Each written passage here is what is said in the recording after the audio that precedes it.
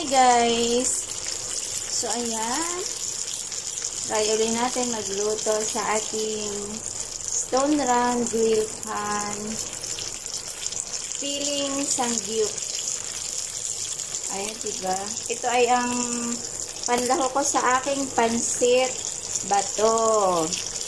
Ay bay naman, ay bakit iniluto mo dito?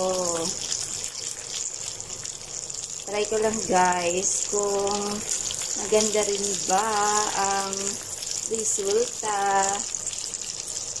Kunti lang naman to guys, ginayat ko lang ng maninipis. So diba? Meron pa rin siyang kaunting oil dapat ilalagay para hindi talaga as in dry na dry.